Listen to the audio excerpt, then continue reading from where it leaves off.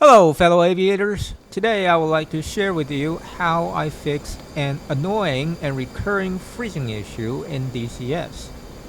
The solution isn't very straightforward, so I'm hoping this would help those dealing with the exact same problem. The issue seems completely random, often happening a few times per hour-long session. When it strikes, the entire screen freezes. Then, after a few seconds, it goes back to normal on its own like nothing has ever happened. On a flat screen, it was annoying, but tolerable. However, the final straw for me was that it completely ruins the VR experience. While the desktop monitor would recover, the image inside the VR headset would stay permanently frozen, forcing me to restart the game every single time it happened. The very first step to fixing an issue like this is to check the log file. You can find your log file in this path. Open the DCS log file and search for the word anti-freeze.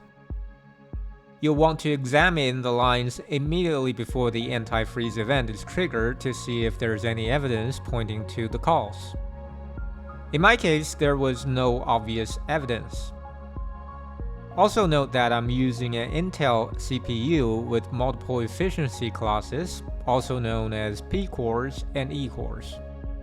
If you're indeed running into the same problem as mine, then you should see this at the very top of your log file as well. So to summarize the specific symptoms here, you get random multi-second freezes that recover on their own. Your log file shows model time quantizer anti-freeze enabled without any obvious error messages leading up to it, and you're using a modern Intel CPU with P cores and E cores.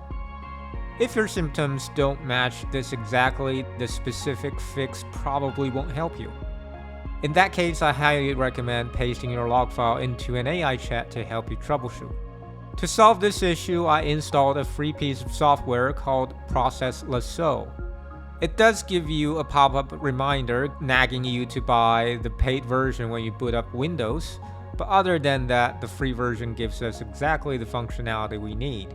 Process Lasso lets us override CPU affinity. We need this because modern Intel processors are split into P cores, that is, performance cores, and E cores, that is, efficiency cores, essentially fast cores and slow cores. What's happening is that sometimes the game engine's workload is handed off to the slower E cores, and the E cores cannot process it quickly enough, which triggers the freeze. We're going to set a custom CPU affinity to tell DCS to strictly avoid those slower E cores, and here's how you do it. First, start DCS, and then open Process Lasso. In the Active Processes tab, search for DCS.exe.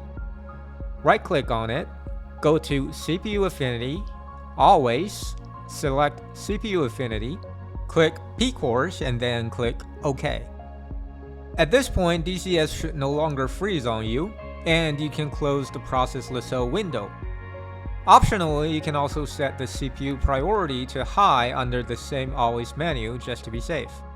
Here is a before and after comparison so you can see it working. Notice how DCS originally had access to the E cores, but now it's locked exclusively to the P cores. I'm not entirely sure whether the Windows scheduler or the DCS engine is ultimately to blame here, but hopefully one of them patches this soon so we don't have to DIY ourselves. If this remedy worked for you, let me know in the comments, and if it didn't, feel free to drop your specific symptoms and any fixes you found. It might just help another virtual pilot who stumbles onto this video. Thanks for watching, and see you soon.